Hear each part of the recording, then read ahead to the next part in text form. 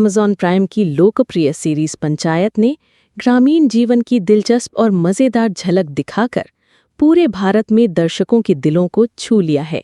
ये शो सिर्फ एक मुख्य किरदार पर नहीं, बल्कि अपने मजबूत समूह कलाकारों पर टिका है, जिनमें से हर एक किरदार कहानी में महत्वपूर्ण भूमिका निभाता है। इन किरदारों में से एक चौंकाने वाला लेकिन बेहद प्रिय चेहरा बनकर उभरे हैं अशोक पाठक, जिन्होंने विनोद का मज़ेदार और अब तो मीम बन चुका किरदार निभाया है। उनका डायलॉग "देख रहा है विनोद" सोशल मीडिया पर वायरल हो गया और उन्होंने एक इंटरनेट सेंसेशन का दर्जा हासिल कर लिया। लेकिन जहां उनका ऑन स्क्रीन अंदाज मजाकिया और हल्का फुल्का लगता है, वहीं उनकी रियल लाइफ कहानी संघर्ष, हौसले और जीत की मिसाल है।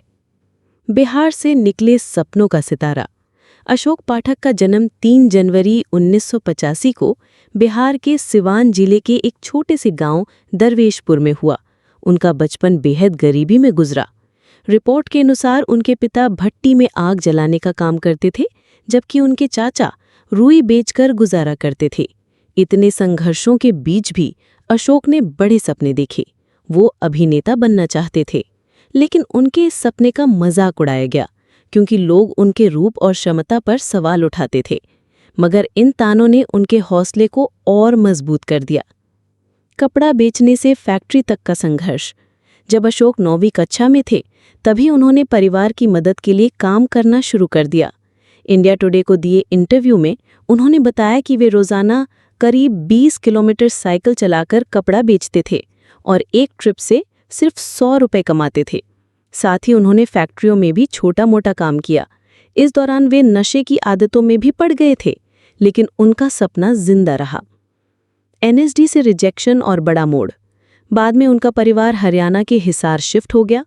वहीं उन्होंने कॉलेज की पढ़ाई की और नाटकों में हिस्सा लेना शुरू किया। एक नाटक में बेहतरीन अभिनय के लिए उन्हें बेस्ट एक्टर का अवार्ड भी मिला।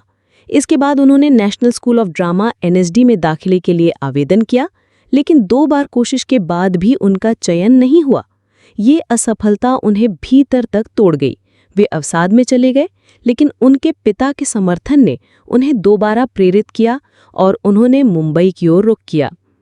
मुंबई की कठिन राह, विज्ञापन से संघर्ष। हालांकि शुरुआत में उन्होंने एक कॉर्पोरेट नौकरी की, लेकिन 2007 में उन्होंने भारतेंदु नाट्य अकादमी से थिएटर की पढ़ाई शुरू की।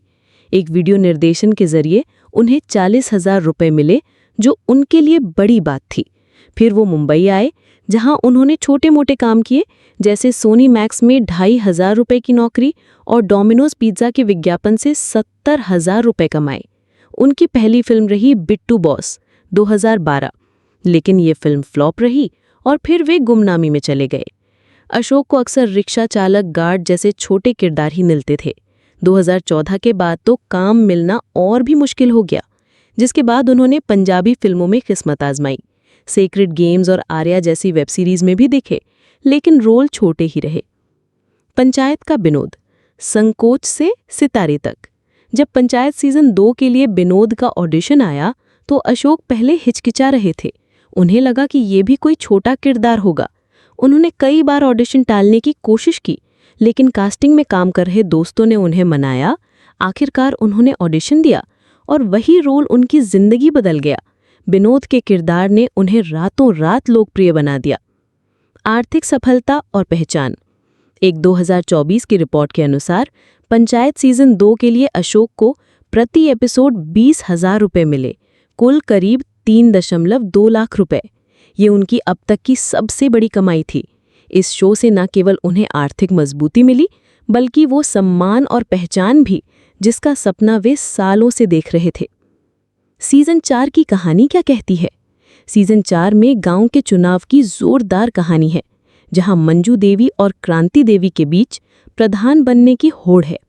उनके पति प्रधान जी और बनराकस चुनाव प्रचार में भिड़ते हैं।